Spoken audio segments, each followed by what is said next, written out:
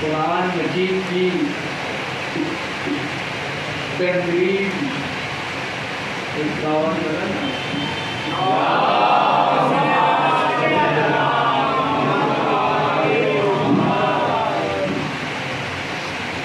میں نے اپنے کارنامہ کلام میں قرآن مجید کی سورہ نحل کی آیت پڑھنے کا شرف حاصل کیا.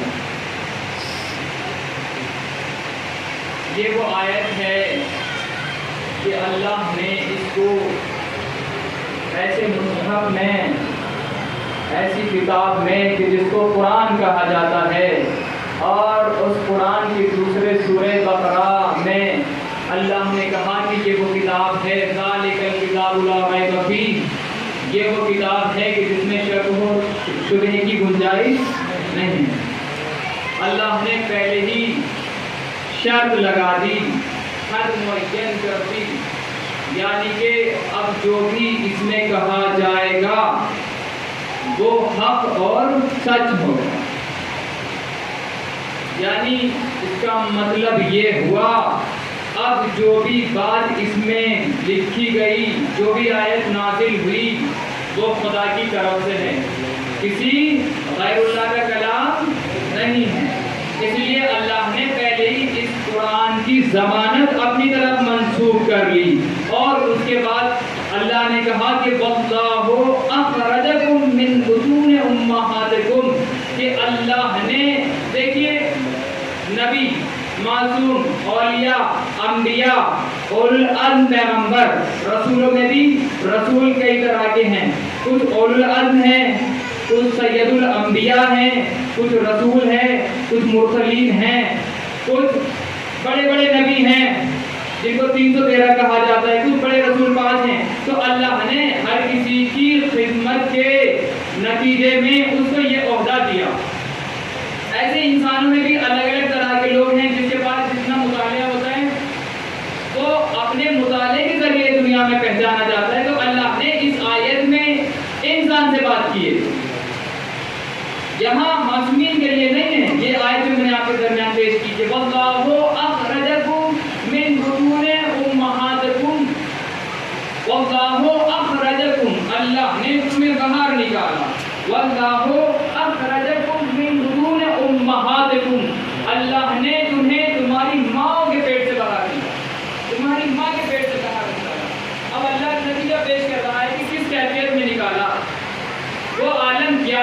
کہ جب آپ اس دنیا میں آئے وَاللَّهُ أَخْرَجَكُم مِّن بُطُونِ أُمَّهَاتِكُمْ لَا تَعْلَمُونَ شَيْئًا، ہم نے تمہیں تمہاری ماں کے پیٹ سے باہر نکالا، میں نے تجھے تیری ماں کے پیٹ سے باہر نکالا. کیفیت بتلا رہا ہے کس کیفیت میں نکالا؟ لا تعلمون شیئا، تمہارے پاس ذرہ برابر کسی شے کا علم نہیں تھا. یہ انسان سے لگا کر رہا ہے. پھر آگے بڑھ کے اللہ نے کیا کہا؟ واللہ اخرجکم من بطون امہاتکم لا تعلمون شیئا وجعل لکم السمع، پھر ہم نے تمہیں سننے کے لیے سماعت قرار دی. وجعل لکم السمع والابصار، ہم نے تمہیں دیکھنے کے لیے بصیرت دی، آنکھیں دی. والافئدۃ لعلکم، تاکہ تم ان طاقتوں سے علم حاصل کرو اور اس کی بارگاہ میں شکر کرو. تو اب ہمیں دیکھنا یہ ہے کہ خدا کا شکر کیا کر رہا ہے جو اللہ نے اپنے فرامین کو اپنے نبی کے ذریعے، اپنے رسول کے ذریعے، اپنے اماموں کے ذریعے، اپنی کتاب کے ذریعے ہم تک پہنچایا. اسی قرآن میں اللہ کہہ رہا ہے، لیکن دوسری جگہ پر کسی انسان کی تعریف کر رہا ہے سورہ 3 میں لَقَدْ خَلَقْنَا الْإِنسَانَ فِي أَحْسَنِ تَقْوِيمٍ، ہم نے اسی انسان کو بہترین بنایا، مضبوط مستحکم بنایا. اللہ نے گرامی اب ہمیں دیکھنا یہ ہے کہ اللہ نے باہر نکالنے کے بعد ہماری کیفیت یہ رکھی کہ ہم جاہل پیدا ہوئے، ہمارے پاس علم موجود نہیں تھا. لیکن اللہ نے دوسری آیت میں کہا کہ انسان کو ہم نے ایسے ہی پیدا نہیں کیا بلکہ کوئی نہ کوئی وجہ رہی. دوسری آیت میں اللہ ارشاد فرماتا ہے لقد خلقنا فی احسن تقویم، ہم نے تمہیں بہت بہترین خلق کیا، بہت بہترین بنایا. تو عزیزان گرامی دوسری جگہ امام ارشاد فرماتے معرفت اللہ سبحانہ علی المعارف، معرفتوں میں سب سے بہترین معرفت اللہ کی ہے. پھر امام صادق علیہ السلام ارشاد فرماتے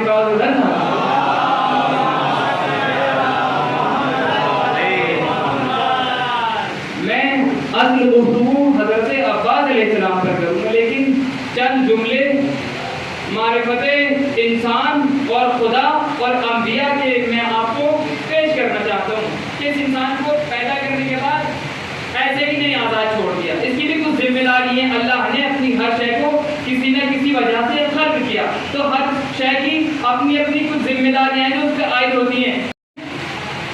قال افضل العبادت اذمان التفکر فی اللہ و فی قدرتہ، سب سے بہترین معرفت یہ ہے کہ اللہ کے خزانوں میں اللہ کی قدرت کے بارے میں غور و فکر کیا جائے.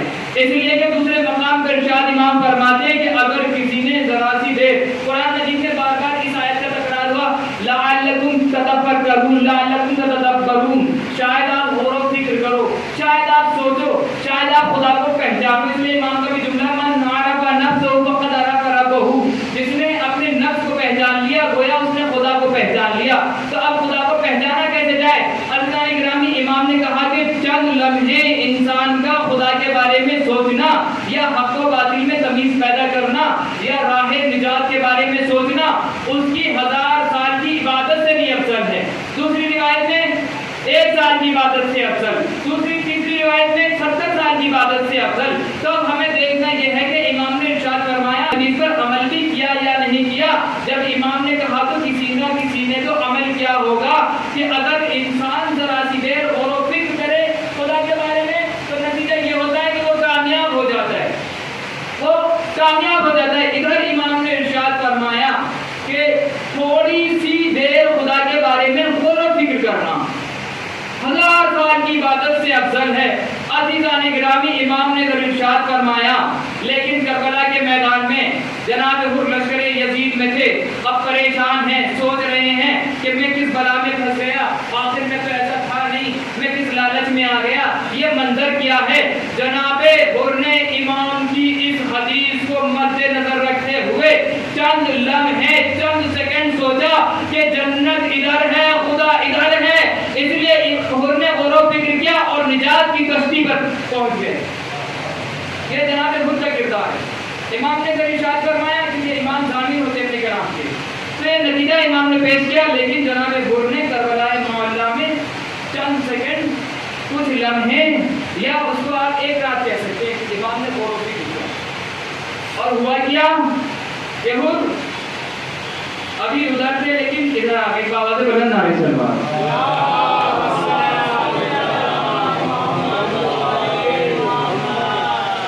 بابا سے بلند نعرے سلوات۔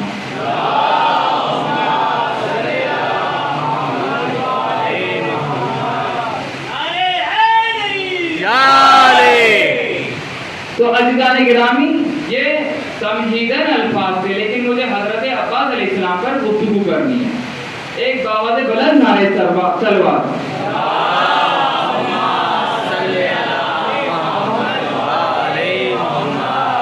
دیکھیے حضرت عباس علیہ السلام بنو ہاشم میں اس جوان کا نام ہے، اس قبر بنو ہاشم کا نام ہے کہ جس پر ذریت آل رسول میں سب فخر کرتے ہیں۔ حضرت عباس علیہ السلام کا مقام بہت زیادہ ہے، اتنا زیادہ ہے کہ ہر بیوی نے، ہر کربلا کے شہید نے، اور جب امام ریا ہو کر مدینہ پہنچے تو حضرت عباس علیہ السلام کو میرے چچا کو میرے چچا عباس کربلا میں چھٹے امام کا دور ہے اور امام شاگردوں کو درس دے۔ روایت میں لکھا کہ امام کے شاگرد 4000 تھے، دوسری روایت میں کہ 6000، لیکن ابھی میں تھوڑی میں تھا، میرے استاد پڑھ رہے تھے کہ دوسری روایت میں ایک اور روایت ہے اس میں 20000 کی تعداد لکھی ہوئی۔ چھٹے امام کے شاگرد کتنے؟ ان شاگردوں میں زرارہ ابن ایوب، آبان بن ثغلب بن نعمان جیسے یہ بڑے بڑے جلیل القدر امام کے شاگرد ہیں۔ جناب جابر بن حیان وہ شاگرد ہیں کہ جنہوں نے سائنس کو ایجاد کیا۔ انہوں نے چھٹے امام علیہ السلام سے پوچھا کہ مولا مجھے کوئی ایسی چیز سکھائیں کہ جو دنیا میں سب سے زیادہ بولی جائے گی، جس کا عروج بہت زیادہ ہوگا۔ تو چھٹے امام علیہ السلام نے اپنے اس شاگرد جابر بن حیان کو انگلش سکھایا، چھٹے امام، اور ان کی نوٹ جو ہے آج بھی برطانیہ کی لائبریری میں موجود ہیں۔ جو چھٹے امام کے حوالے سے جو ان کے شاگرد لکھتے تھے آج بھی وہاں پر کچھ چیزیں ہماری موجود ہیں، ان کی لائبریری میں محفوظ ہیں، جو ان کے پاس اس وقت موجود ہیں۔ تو چھٹے امام درس دے رہے ہیں اپنے شاگردوں کو اور بیان کر رہے ہیں فضائل اور آل محمد علیہ السلام کی معرفت کے بارے میں لوگوں کو آگاہ کر رہے ہیں۔ درس روزانہ ہوتے تھے، روزانہ درس امام دیتے تھے۔ ہوا یہ ایک دن امام نے ایک حدیث کو پیش کیا اپنے چچا عباس علیہ السلام کی طرف سے، ارشاد فرماتے کہ کانا امی العباس و شجاعا و فقیرا، اس طرح سے ایک بہت بڑی حدیث ہے حضرت عباس علیہ السلام کی شان میں کہ میرے چچا عباس شجاع تھے، دور اندیش تھے، فقیہ تھے۔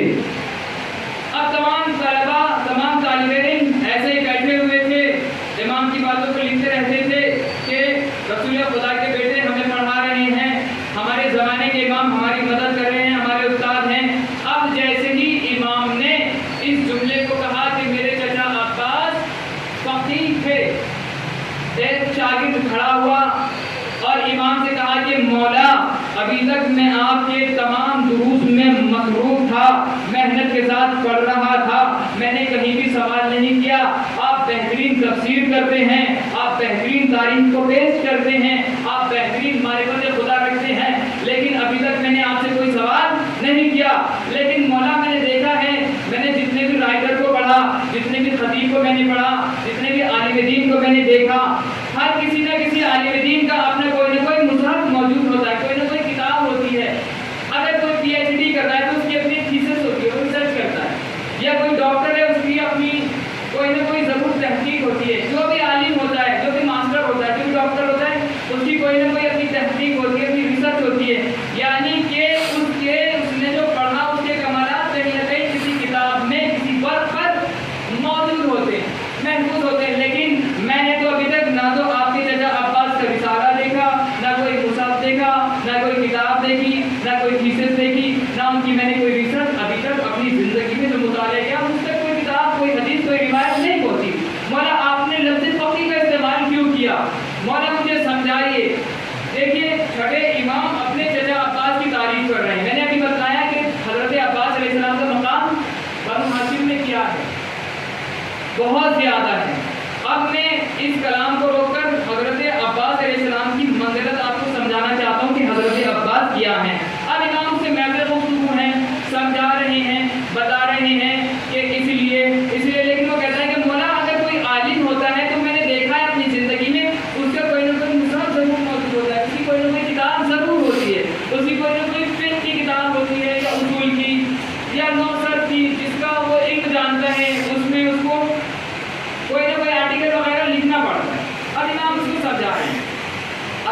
امام کی عظمت کو واضح کرنے کے لیے، کیونکہ امام تعریف کرے اپنے چچا عباس کی، علامہ ہلی اپنے زمانے کے بہترین عالم دین، شیعوں کے ہمارے عالم دین، ہلا کے رہنے والے، ان سے سمجھنا پھر میں ادھر لے کے آؤں گا۔ آج میرا موضوع حضرت عباس علیہ السلام ہے۔ ہمارے یہاں کے عالم دین کی پہلے عظمت کو جانو، پھر حضرت عباس علیہ السلام کی عظمت آپ کے اوپر واضح ہوگی۔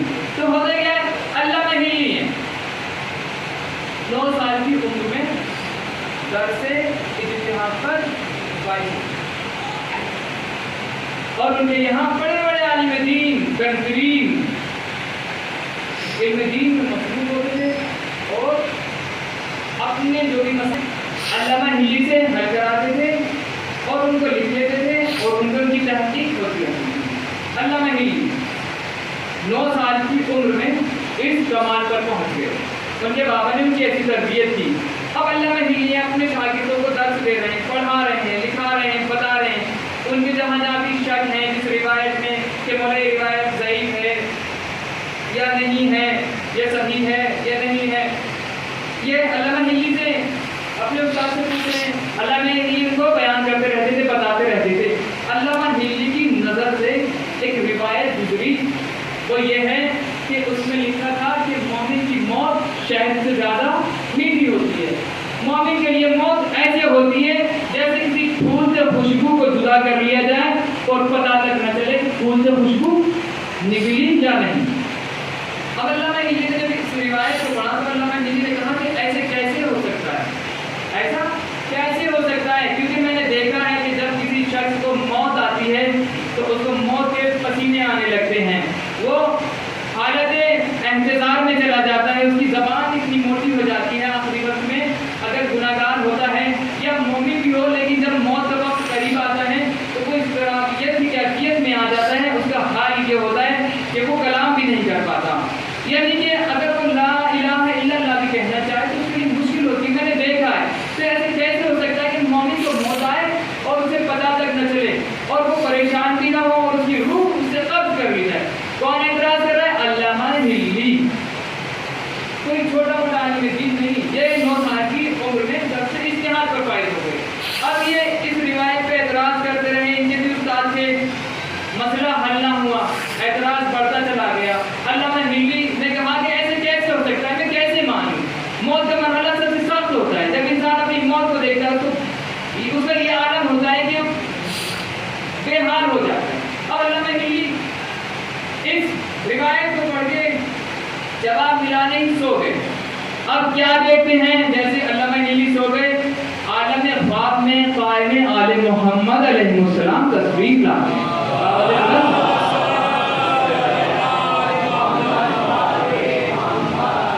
علامہ ہلی کی زیادہ تر جو مسائل ہیں امام زمانہ علیہ السلام نے حل کی۔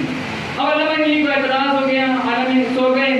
اب کیا دیکھتے ہیں، عالم خواب میں میرے زمانے کے امام علامہ ہلی کے خواب میں قائم آل محمد امام زمانہ علیہ السلام تشریف لاتے ہیں، اور ہلی سے کہتے ہیں ہلی کس بات پر اعتراض کر رہے ہو؟ دیکھیے عظمت پہچانی ہمارے یہاں کے عالم دین کی، اگر ان کو کسی روایت پر شک ہو جائے اور وہ روایت صحیح ہو تو پھر ہمارے عالم دین کی، مجتہد کی، فقیہ کی امام مدد کریں۔ بارہا آپ نے بہت سارے واقعات سنے، اور علامہ ہلی کے تو بہت زیادہ واقعات ہیں کہ امام زمانہ علیہ السلام کو مسائل حل ہوتے تھے۔ تو علامہ ہلی نے اعتراض کس بات پہ کیا کہ مولا میں کیسے مان سکتا ہوں؟ یہ علامہ ہلی نے کون مدد کر رہا ہے؟ زمانے کے امام کہتے ہیں کہ ہلی تم اس بات پہ کیوں اعتراض کرو؟ تاکہ مولا ایسے کیسے ہو سکتا ہے کہ ایک مومن سے اس کو موت آیا اور اس کو اس کی روح قبض کر لی جائے، اس کو پتہ تک نہ چلے۔ تو امام زمانہ علیہ السلام ارشاد فرماتے ہیں اے ہلی کیا تم نے سورہ یوسف نہیں پڑھا؟ کہا مولا میں نے سورہ یوسف پڑھا ہے۔ کہا ذرا مصر کے بازار میں چلو سورہ یوسف میں کہ مصر کے بازار میں کیا ہوا تھا۔ علامہ ہلی کہتے ہیں کہ مولا زلیخا نے اپنی بے گناہی ثابت کرنے کے لیے ایک پروگرام کیا تھا، ایک میٹنگ رکھی تھی۔ کہا اے علامہ ہلی یہ بتاؤ جب زلیخا نے اپنی بے گناہی ثابت کرنا چاہی تو اس نے کیا کام انجام دیا؟ علامہ ہلی کہتے ہیں مولا جب زلیخا نے اپنی بے گناہی ثابت کرنا چاہی تو زلیخا نے ایک میٹنگ قائم کی اور تمام ثروت مند عورتیں جو مصر کی تھیں ان سب کو انوائٹ کیا، بلایا کہ فلاں وقت میں ایک میٹنگ ہے اس میں آپ آ جانا تاکہ میں اپنی بے گناہی ثابت کروں۔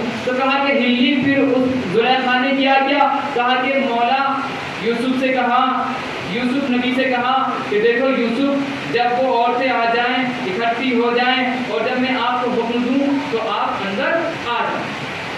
کہتے ہیں نہیں. پھر کیا ہوا؟ کہا کہ مولا زلیخا نے جب تمام عورتیں مصر کی اکٹھا ہو گئیں اور آ گئیں تو ان تمام عورتوں سے کہا کہ دیکھو یہ لیمو لے لو اور یہ چھڑیاں ان کے ہاتھ میں دے دو. جب میں یوسف کے لیے کہوں کہ آپ اندر داخل ہو جائیں اصل میں آپ کو حضرت عباس علیہ السلام کی عظمت کی طرف لے کے آ جائیں.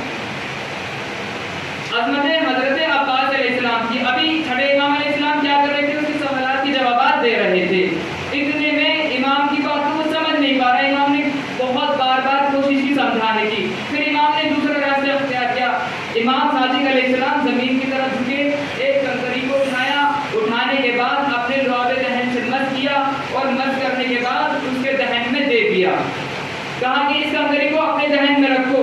اس نے جیسے ہی کنکری کو اپنے دہن میں رکھا اتنے میں ایک پرندہ امام سے محو کلام ہوا. میں اس بات کو یہیں روک رہا ہوں تاکہ عظمت عالم دین سے چھٹے امام اپنے جگہ عباس کی جو عظمت بتا رہے ہیں وہ کس قدر بلند ہے, بلند ہے. تو عزیزان گرامی کیا ہوتا ہے؟ تو امام زمانہ علیہ السلام پوچھتے ہیں ہی پھر کیا ہوا؟ کہا کہ مولا ان مصر کی عورتوں کے ہاتھ میں زلیخا نے چاقو دے دیا اور لیمو دے دیا اور حکم دیا کہ جب یوسف اندر داخل ہو چھری چلانا اور لیمو کو کاٹنا. تو کہا کہ پھر کیا ہوا؟ کہا کہ جب سب بات ہو گئی تو زلیخا نے یوسف سے کہا کہ اندر آ جاؤ. جیسے یوسف اندر داخل ہوئے اور مصر کی عورتوں نے چھری کو چلایا, لیمو کٹا, انگلیاں بھی کٹ گئیں. کہا یوسف ہلی, ان کی انگلیاں کیوں کٹی؟ تو مولا علامہ ہلی کہتے کہ مولا اس لیے کہ ان کے سامنے جمال یوسف کھڑا تھا. کہا زلیخا کا حکم تو صرف اتنا تھا لیمو کو کاٹنا. تو ان مصر کی عورتوں کو امام زمان علیہ السلام علامہ ہلی سے کہہ رہے ہیں, کوئی اور نہیں. اے ہلی, ان مصر کی عورتوں کو کیا ہو گیا تھا؟ علامہ ہلی کہتے کہ مولا جب یوسف اندر داخل ہوئے, جب یوسف نبی اندر داخل ہوئے تو ان تمام مصر کی عورتوں کے سامنے جمال یوسف کھڑا تھا. وہ حسن یوسف میں اس قدر مگن ہو گئی تھی کہ انہیں پتا تک نہ چلا چھری چلائی, لیمو کٹا, انگلیاں کٹی, انہیں پتا نہ چلا. تو انگلش امام کہتے کیوں پتا نہ چلا؟ پھر کہتے ہیں انگلش اس لیے کہ ان مصر کی عورتوں کے سامنے ایک نبی کا حسن کھڑا تھا اور وہ جمال یوسف میں اس قدر ڈوب گئی تھی کہ چھری چلائی, لیمو کٹا, انگلیاں کٹی, انہیں پتا تک نہ چلا. تو امام زمانہ علیہ السلام کہتے ہیں اے ہلی, اگر ان مصر کی عورتوں کے سامنے ایک یوسف آ جائے اور وہ چھری چلائے, انگلیاں کٹ جائیں, انہیں پتا تک نہ چلے, تو ہلی سنو, جب کوئی مومن اس دنیا سے جاتا ہے اس کے سامنے ایک یوسف نہیں 14 یوسف کھڑے ہوتے ہیں. اسے پتا تک نہیں چلتا کہ اس سے روح تک کر لی گئی. امام سمجھا رہے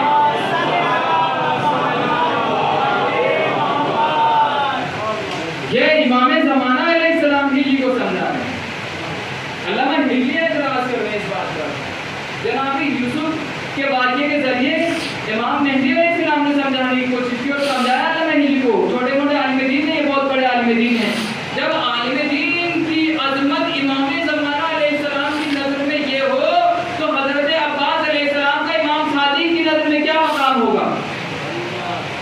امام صادق کی نظر میں امام کیا کہہ رہے ہیں کہ میرے چچا عباس دور اندیش تھے, شجاع تھے. شجاع تو سب کو معلوم ہے, دور اندیش بھی کہتے تھے کہ جب شجاع کے دور اندیش بھی ہوں گے. بہترین جنگ کرنا جانتے تھے. لفظ فقی کی بات آئی, ہوا کیا؟ امام نے اس کے دہن میں ایک کنکری اٹھائی, اپنے لعاب دہن سے مس کی اور اس کے جو سائل کا سوال کر رہا تھا, طالب علم تھا, اس کے دہن میں رکھی. اس کنکری کا بہت سمجھ, ہاں پہلے یہ سمجھا دوں کہ حضرت عباس علیہ السلام کا مصحف کیوں نہیں ہے. حضرت عباس علیہ السلام نے کتاب کوئی کیوں نہیں لکھی, کیوں کوئی رسالہ ان کا سامنے نہیں آیا. دیکھیے یہ تہذیب آل محمد علیہ السلام. اگر میں آگے بڑھ جاتا تو شاید یہ بات کلیئر نہ ہو پاتی. یہ بھی سمجھا کہ حضرت اس کا سوال ہے مجھے ٹھیک ہے. اگر کوئی مجھ سے کہے کہ وہ بہت اچھے ٹیچر ہیں, تمہیں کہوں گا کا میں پڑھایا کس کے ساتھ ایکسپیرینس ہے, کسی اسٹوڈنٹ سے ان کے پہلے ملوں گا, تب وہ مجھے کمالات ان کے ظاہر کرے گا, تب میں وہاں جا کے درس حاصل کروں گا. مدرسے میں بھی یہی ہوتا ہے کہ استاد نے کہاں پڑھایا ہے, یہ ہمارے مدرسے میں آئے پڑھانے کے لیے, یہی ہوتا ہے. تو اب کیا ہوا؟ حضرت عباس علیہ السلام کا کوئی مصحف کیوں نہیں؟ اس کا سوال اپنی جگہ ٹھیک ہے, طالب علم ہے.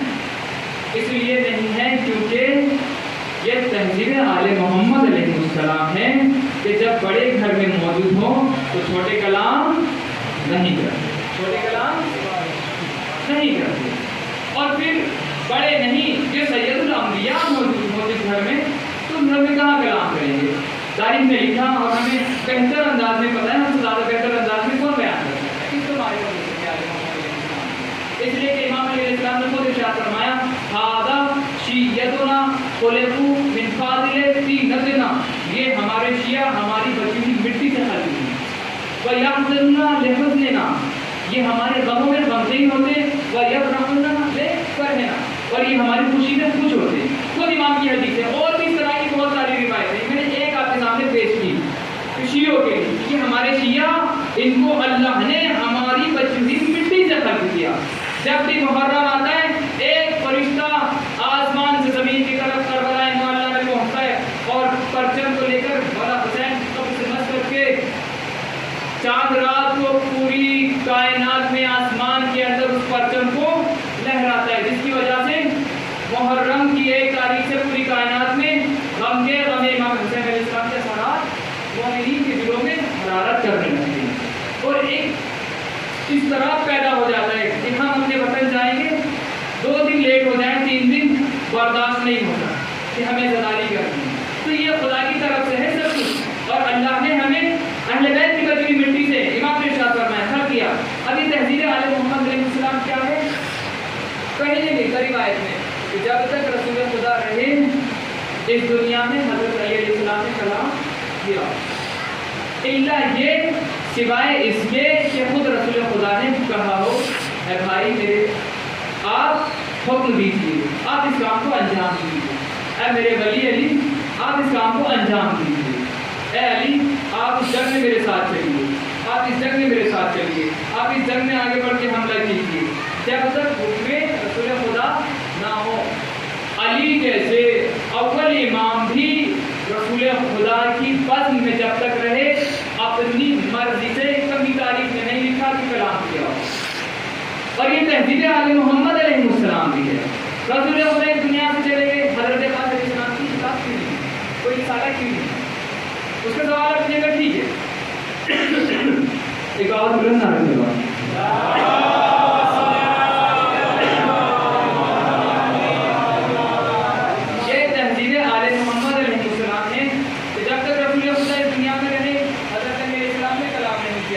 جب رسول خدا اس دنیا سے چلے گئے، رسول خدا کا دور آیا امامت کا، تاریخ نے نہیں لکھا کہ امام حسن علیہ السلام نے کلام کیا، تاریخ نے نہیں لکھا جب تک حضرت علی علیہ السلام نے خود نہ کہا ہو کہ بیٹا حسن آپ اس کے سوالات کی جوابات دیجیے، بیٹا حسن آپ اس کام میں آگے بڑھیں۔ امام علی کے جانے کے بعد امام حسن علیہ السلام کی امامت کا دور ہے۔ حضرت عباس کتنے اماموں کے دور میں ہیں؟ امام علی، امام حسن، امام کربلا میں بھی امام حسین علیہ السلام موجود تھے، اور حضرت سید سجاد علیہ السلام بھی، اور امام باقر علیہ السلام، تو امام کا امامت کا دور چل رہا ہے، اور حضرت عباس ان کے درمیان پرورش کا ہے۔ یہ تحذیر علی محمد علیہ السلام کے کلام نہیں کرتے۔ اب امام حسن کا دور ختم ہوا، امام حسین علیہ السلام کا دور آیا، تاریخ میں نہیں لکھا کہ سید سجاد علیہ السلام نے کلام کیا ہو۔ اب یہ مدینے سے کربلا پہنچ گئے، لیکن امام حسین علیہ السلام کو دور ہے۔ حضرت عباس علیہ السلام کی شہادت امام حسین علیہ السلام سے پہلے ہے، امام حسین علیہ السلام کی شہادت حضرت عباس علیہ السلام کی پہلے ہے۔ تو وجہ کیا ہوئی؟ وجہ یہ ہوئی کہ حضرت عباس علیہ السلام کو موقع نہیں ملا، الا یہ کہ حج بیت اللہ سے حضرت عباس علیہ السلام نے خطبہ دیا، یا 2-4 جگہ امام نے کہا جنگ صفین میں آپ کہہ سکتے ہیں کہ اس جنگ میں موقع ملا، لیکن کلام کرنے کا موقع حضرت عباس علیہ السلام کو نہیں ملا۔ اب سمجھیں کہ حضرت عباس علیہ السلام میں کوئی مصحف موجود نہیں، بات واضح ہوئی کہ یہ تو اب کیا ہوا؟ حضرت عباس علیہ السلام کا مصحف اس لیے وجود میں نہیں آیا، کوئی کتاب سامنے ہمارے نہیں آئی، اس لیے کیونکہ امامت کا دور چل رہا تھا، اور حضرت عباس علیہ السلام کے زمانے میں امامت موجود تھی۔ اگر امامت نہ ہوتی یا امام بن کے حضرت عباس علیہ السلام کو کہتے بہت زیادہ، یا امام حضرت عباس علیہ السلام کو موقع ملتا، تو شاید کچھ کتابیں کچھ رسالے ہمارے پاس بھی موجود ہوتے۔ اب ساحل امام جعفر صادق علیہ السلام سے سوال کر رہا ہے کہ مولا میں کیسے تسلیم کر لوں، میں کیسے مان لوں، جو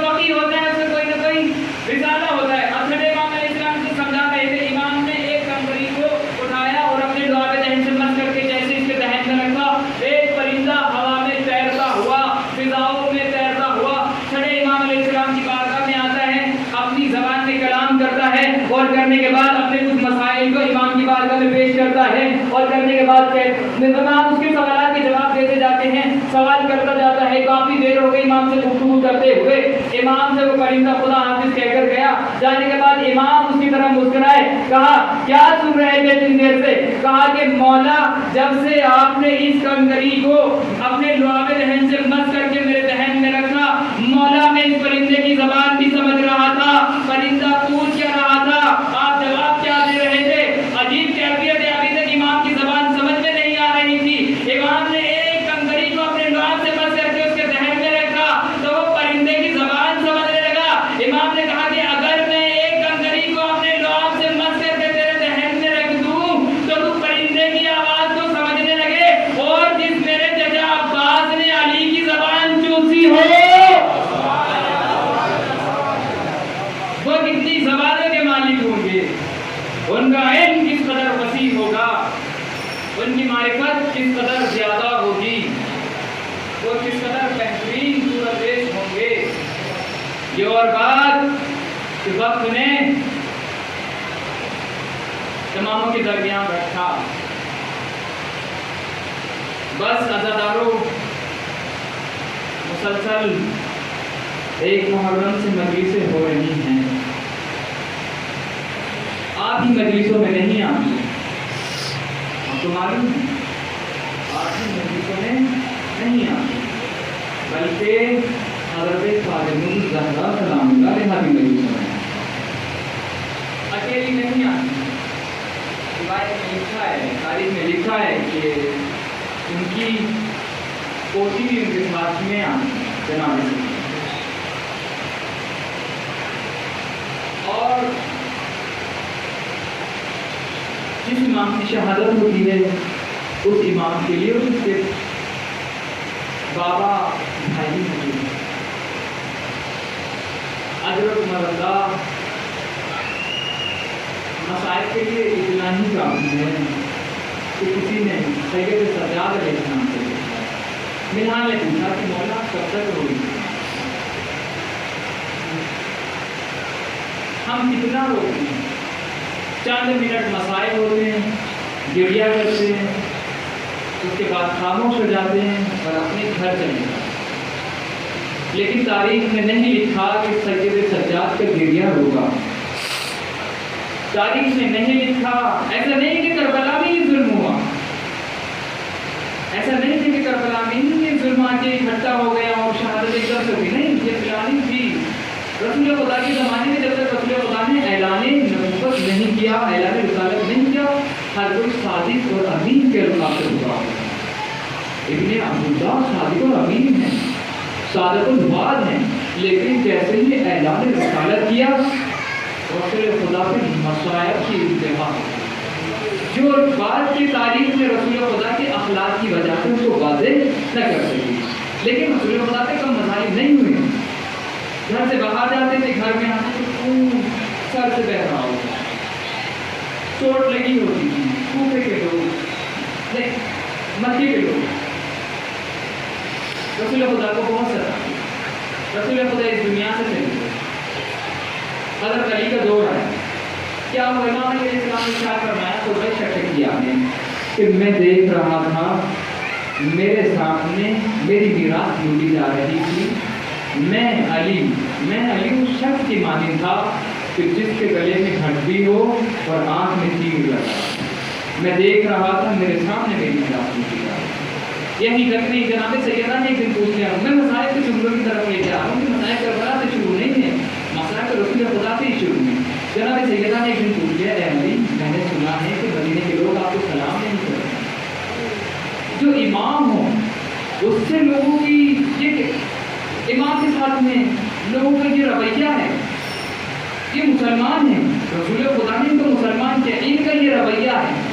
جناب سیدہ نے پوچھ لیا، اے علی میں نے سنا ہے کہ مدینے کے لوگ آپ کو سلام نہیں کرتے، حضرت علی نے سر کو جھکایا اور بڑے آہستہ سے مسلمانہ انداز میں کہا، اے بنت رسول خدا آپ نے اتنا ہی سنا ہے کہ لوگ مجھے سلام نہیں کرتے، اے بنت رسول خدا اگر میں سلام کرتا ہوں تو لوگ میرے سلام کا جواب ہی نہیں دیتے۔ امام علیہ السلام تو پہلے جناب سیدہ علیہ السلام دنیا سے گئی، آپ کو معلوم ہے کس عالم میں گئی؟ جناب سیدہ نے مرثیے کا جملہ پڑھا، شربت علیہ مصائب لونہا، بابا مجھ پر کتنے مصائب پڑے، اگر دن پر پڑھتے تو رات کی تاریخ میں کرتی ہوں۔ رسول خدا کے مطلوب جناب سیدہ کی شہادت آپ کو معلوم ہے کس طریقے سے ہوئی؟ حضرت علی کو مسجد کوفہ میں شہید کر دیا، امام حسن علیہ السلام کا دور آیا، کیا ہوا؟ صلح کے لیے مجبور کر دیا، امام نے صلح کی، اور شام والوں نے خبر یہ پھیلا دی کہ حضرت نے بیعت کر دی۔ نتیجہ یہ ہوا کہ امام حسن کے چاہنے والوں نے جو چاہنے والا کہتے تھے امام حسن کے نیچے سے مصلی چھین لیا۔ ہوا یہ کہ گھر میں ہی ظاہر کر دیا امام کو، چاہتے ہیں کہ امام حسن کو لانے کے کہیں میں دفن کرتے ہیں۔ نتیجہ کیا ہوا؟ تیروں کی بارش ہوئی۔ یہ ظلم اوپر سے ہوتا ہوا آ رہا ہے، بنو امیہ اوپر سے ظلم آل رسول ذریت رسول خدا پہ کرتے ہیں۔ اب یہ ظلم کا بڑا تک پہنچا، ادرک من اللہ۔ روایت میں ملتا ہے کہ ایک دن جناب منہال نے تمنا کی کہ آج میں مولا سے ملنے جاؤں، کیونکہ امام بہت گریا کرتے تھے، تاریخ میں لکھا ہے۔ ہم تو کچھ چند منٹ کے لیے روئیں گے اور خاموش ہو جائیں گے، لیکن سید سجاد علیہ السلام کا گریا نہیں رکتا تھا۔ منہال نے کہا کہ آج میں مولا سے ملنا چاہتا ہوں۔ امام کے دروازے پہ پہنچے، دخل الباب کے امام کا ایک خادم باہر آیا، آنے کے بعد کہا کہ منہال نے کہا کہ مولا کہاں ہے؟ خادم نے کہا کہ مولا آج اپنے باپ کی طرف سیر کرنے کے لیے گئے۔ منہال نے جیسے سنا کہ میرا مولا سیر کرنے کے لیے نکلا ہے تو مولا کہ جانے پر جناب منہال نے خوشی کا اظہار کیا کہ آج شاید میرے مولا سیر کے لیے نکلے۔ امام کے باغ کے 500 درخت کھجور کے تھے۔ اب منہال خوشی خوشی امام کے باغ کی طرف تشریف لائے، کیا دیکھتے ہیں کہ امام گر جا رہے ہیں۔ منہال کا مزاج بدل گیا۔ منہال سوچ رہے تھے کہ مولا سیر کرنے کے لیے آئے، ہاتھوں کو جوڑ کے کہتے کہ مولا کب تک روئیے گا؟ جناب سید سجاد علیہ السلام کہتے ہیں منہال یہ کیا کہہ رہے ہو، کیا سوال کر لیا؟ مولا آپ اتنا گریا کرتے، بولا آپ کب تک گریا کریں گے؟ جناب سید سجاد منہال سے پوچھتے کہ منہال مجھے یہ بتاؤ جناب یعقوب کے کتنے بیٹے تھے؟ کہا 12 بیٹے تھے۔ کہا یہ بتاؤ کہ ان کے کتنے بیٹے ان سے جدا ہوئے؟ کہا مولا ایک یوسف نبی ان سے جدا ہوئے۔ کہا 12 بیٹے تھے، ایک بیٹا جناب یعقوب سے جدا ہوا۔ جناب یعقوب کا عالم کیا تھا؟ کہا کہ مولا 40 سال روئے، اتنا روئے کہ آنکھیں سفید ہو گئیں۔ کہا منہال تم ہم سے کیا پوچھتے ہو؟ اب یعقوب نبی سے ایک بیٹا جدا ہوا تھا، لیکن یعقوب علم نبی سے، علم نبوت سے جانتے تھے کہ میرا بیٹا مرا نہیں زندہ ہے۔ اے منہال یعقوب کا ایک بیٹا جدا ہوا، یعقوب نے اتنا گریا کیا، اے منہال صرف ایک یوسف یعقوب سے جدا ہوا، لیکن منہال کربلا میں میرے 18 یوسف تھے، ایک دن میں سب کے سب مارے گئے، اور منہال تم کہتے ہو کہ میرا گریا کیسے رک جائے؟ مولا سے منہال کہتے ہیں، منہال مولا سے کہتے ہیں مولا کب تک گریا کیجئے گا؟ مولا شہادت تو آپ کی میراث ہے، لفظ میراث کا آنا تھا۔ مولا نے آئے سرد خیز کی گریا بلند کیا، اشان اشان اشان منہال تم ٹھیک کہتے ہو، شہادت تو ہماری میراث ہے، لیکن منہال تم شام میں ہوتے تو دیکھتے دربار عام میں ذریت رسول خدا تھی، علی کی بیٹیاں کھڑی تھی، وہ تخت پر بیٹھا ہوا اشارے کر کر کے کہتا تھا یہ عورت کون ہے؟ ارے میں علی کا غیرت دار بیٹا، سر جھکائے ہوئے کہتا تھا ہاذہی زینب بنت علی، ہاذہی ام رباب۔ منہال تم ٹھیک کہتے ہو، شہادت تو ہماری میراث ہے، لیکن یہ بتاؤ کیا ہمارے گھروں کی ماں بہنوں کا بازاروں میں لے جانا بھی میراث ہے؟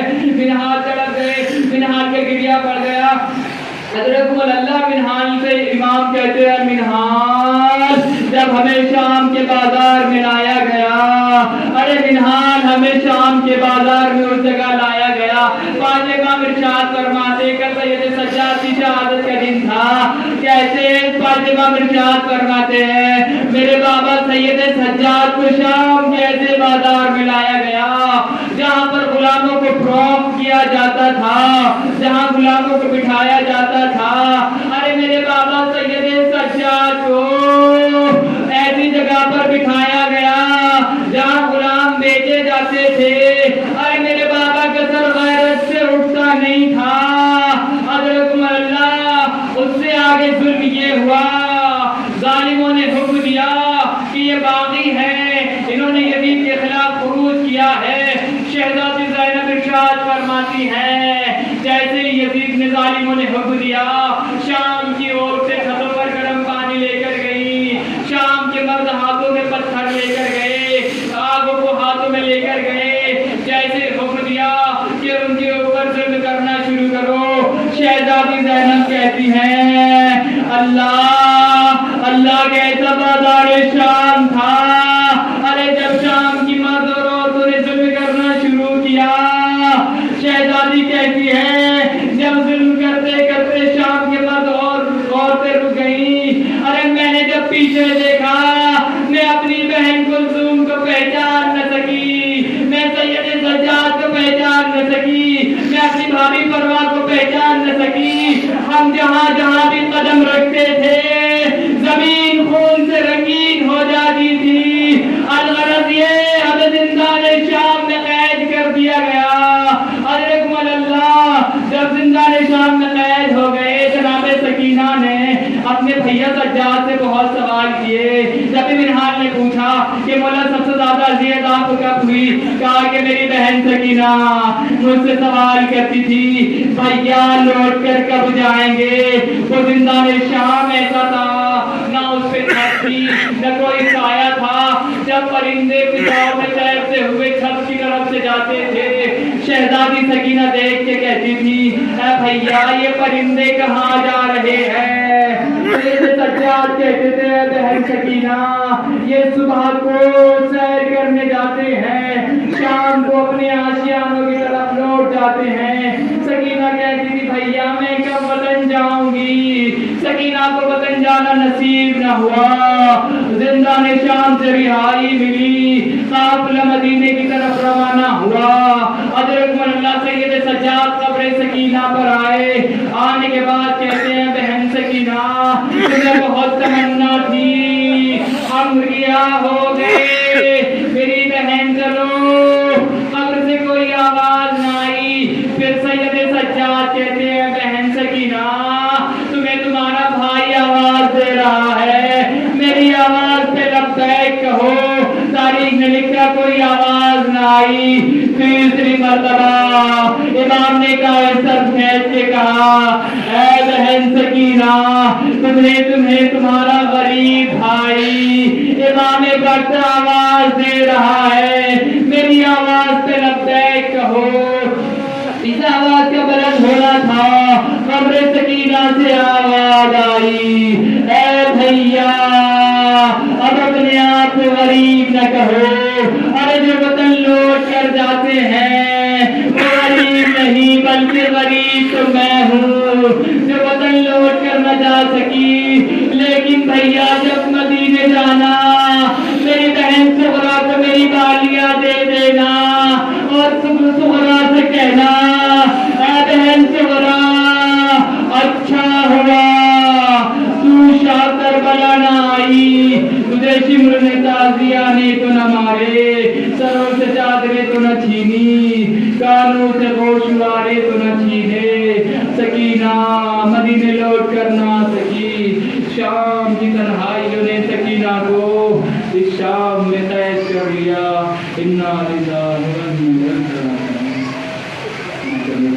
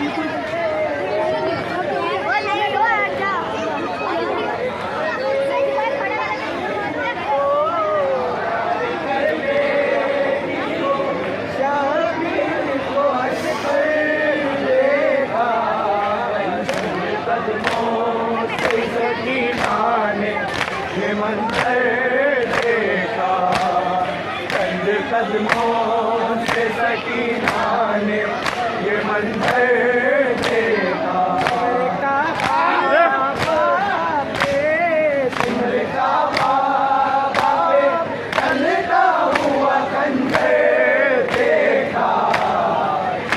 قدموں سے سکینہ نے یہ منظر دیکھا، چند قدموں سے سکینہ نے یہ منظر دیکھا، چند قدموں سے سکینہ نے یہ منظر دیکھا، پیاس ہے بچوں کی صوفی مشق میں، پیاس ہے بچوں کی صوفی مشق میں، پیاس ہے بچوں کی صوفی مشق میں، پیاس ہے بچوں کی صوفی مشق میں، القمر رکھنا برہم عباس کا، ہم اٹھاتے ہیں علم عباس کا، ہم اٹھاتے ہیں علم عباس کا، گردشیں آتی نہیں میرے قریب، گردشیں آتی نہیں میرے قریب، گردشیں آتی نہیں میرے قریب، گردشیں آتی نہیں میرے قریب، گردشیں آتی نہیں میرے قریب، گردشیں آتی نہیں میرے قریب، روز میں بھرتا ہوں غم عباس کا، ہم اٹھاتے ہیں علم عباس کا، ہم اٹھاتے ہیں علم عباس کا، کربلا کر ذرا ام البنی، کربلا کر ذرا ام البنی، کربلا کر ذرا ام البنی، کربلا کر ذرا ام البنی، ایک تو جاؤ شمع عباس کا، ہم اٹھاتے ہیں علم عباس کا، ہم اٹھاتے ہیں علم عباس کا، آئے پانی مشق سے سب بہہ گیا، آئے پانی مشق سے سب بہہ گیا، آئے پانی مشق سے سب بہہ گیا،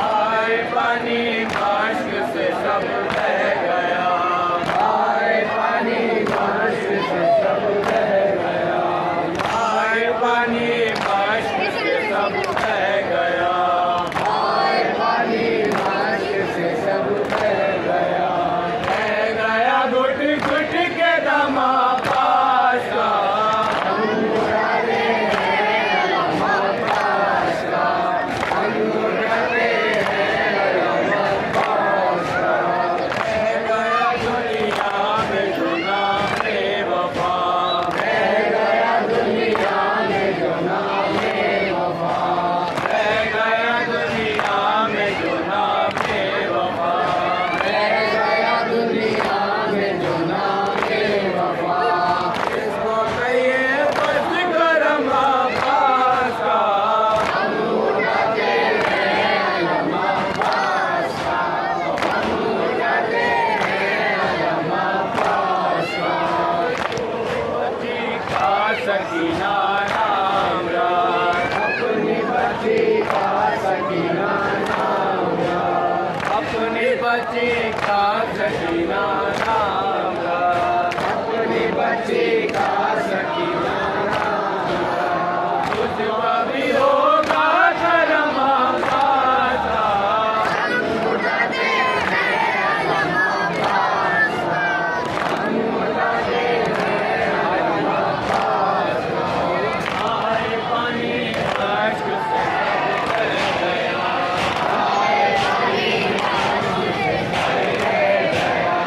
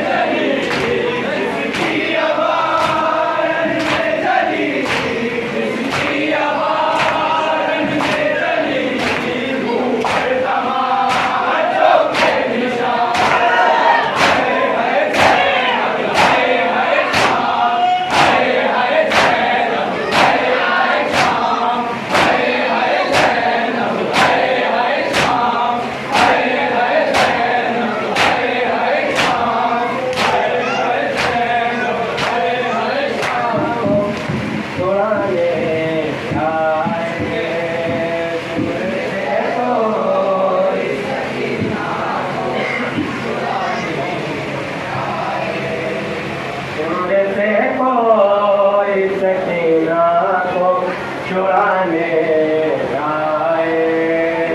सिमर से कोई सकीना को छुड़ाने आए। सिमर से कोई सकीना को छुड़ाने आए। सिमर से कोई सकीना को छुड़ाने आए। सिमर से कोई सकीना को छुड़ाने आए। सिमर से कोई सकीना को छुड़ाने आए। उसको दुर्रों से तमाचों से, उसको दुर्रों से तमाचों से बचाने आए। सिमर से कोई सकीना को छुड़ाने आए। सिमर से कोई सकीना को छुड़ाने आए। सिमर से कोई सकीना को छुड़ाने आए। सिमर से कोई सकीना को छुड़ाने आए। सिमर से कोई सकीना को छुड़ाने आए। सिमर से कोई सकीना को छुड़ाने आए। हाय के गाजी से कहती थी अली की बेटी, रोके गाजी से कहती थी अली की बेटी। आग मासूम आगे बातों आगे खुलते की वो जाने आए। सकीना को छुड़ाने आए। सिमर से कोई सकीना को छुड़ाने आए।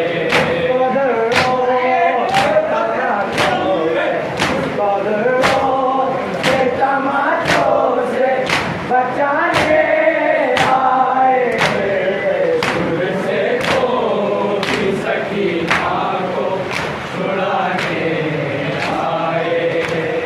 सिमर से कोई सकीना को छुड़ाने आए।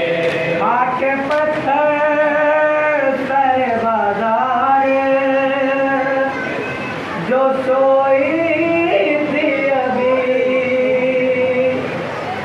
खाके पत्थर सारे बाजार जो सोई थी अभी। ताजिया ने उस बच्ची को, ताजिया ने उस बच्ची को जगाने आए। सिमर से कोई सकीना को छुड़ाने आए। सिमर से कोई सकीना को दुर्रों से तमाचों से बचाने आए। सिमर से कोई सकीना को छुड़ाने आए। सिमर से कोई सकीना को छुड़ाने आए। जिसके रोने से हुसैन बने अली रोते